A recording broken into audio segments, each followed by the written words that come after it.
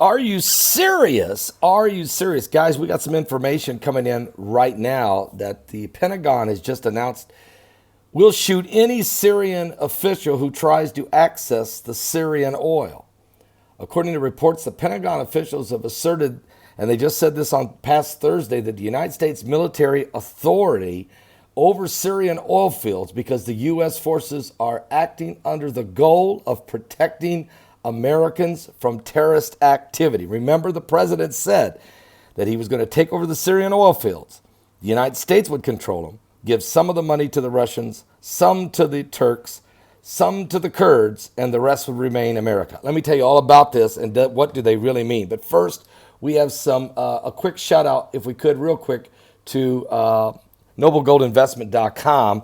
That's noblegoldinvestment.com. Gold IRA. Seriously, folks. Now, you may know, maybe not much about Holland, but it's one of the world's greatest trading nations and has been involved in commerce for hundreds of years.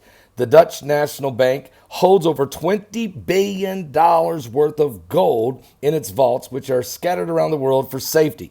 It has recently been buying more, and on its website it says that the gold always retains its value, crisis or no crisis. Matter of fact, they are expecting trouble, big financial trouble. And you should be too, because will your personal IRA account still hold their value in a financial meltdown? If you don't know the answer to this, you don't have an ownership or control of your own retirement savings.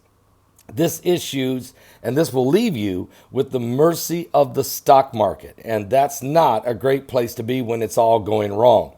So many people got their financial hands burned in the last big meltdown, 2008. So if you expect to stay safe, you have to look to yourself and not put all your hopes in Washington or in the Fed.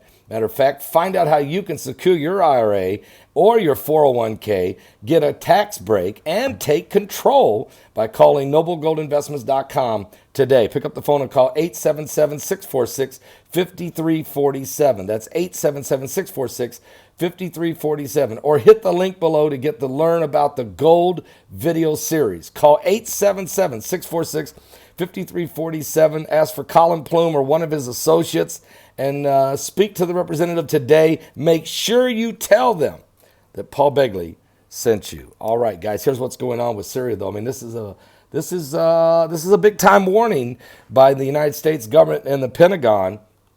And here's what they're saying. The comments came from the Pentagon spokesperson, Jonathan Hoffman, and the Navy's Rear Admiral William O'Brien Jr. during a press briefing in which the two men were asked repeatedly about the legal basis that the United States is claiming to control Syrian oil fields. And here's what they said. The briefing came less than 2 weeks after Defense Secretary Mark Esper said, "That's our mission, to secure the oil fields."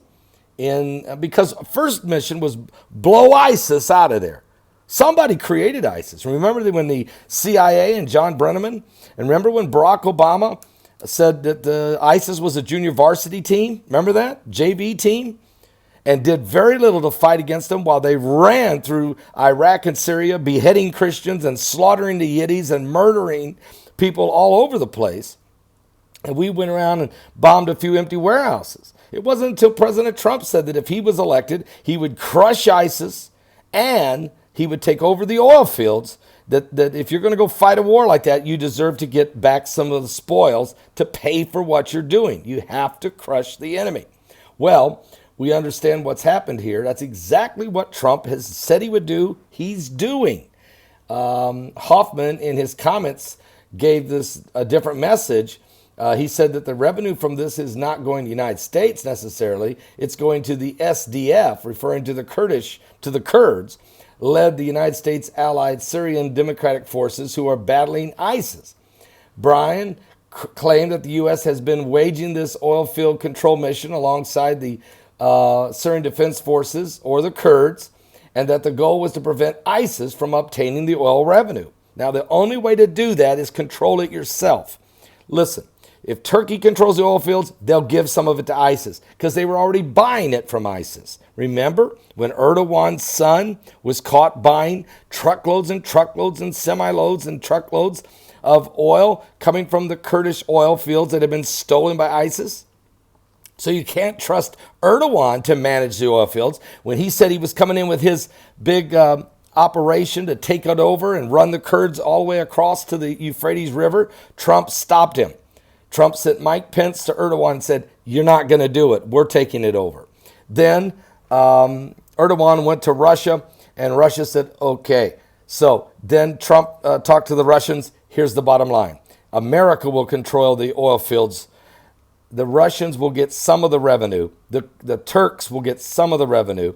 The Kurds will get half the revenue, and the United States will get its fair share of it. It's probably like this. From what I'm hearing, my sources are 50% will go to the Kurds, 10% will go to the Turks, 10% will go to the Russians, 30% will go to the United States, plus the United States will control it so that none of it can get to ISIS's hands.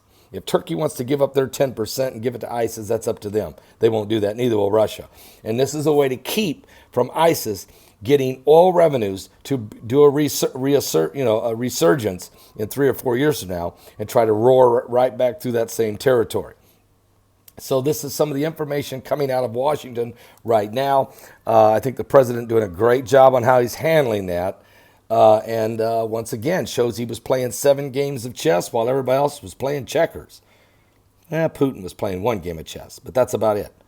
Everybody else, clueless, including the Washington establishment. I'll be back with more current world events and how they relate to biblical prophecy. There's things taking place here in the Holy Land as well, as we were reporting on that last night. And don't forget, I will be live today at 7 p.m. Eastern on Sunday Night Live. That's 7 p.m. Eastern, Sunday Night Live. Now, for me, that's going to be 2 a.m. in here in Israel.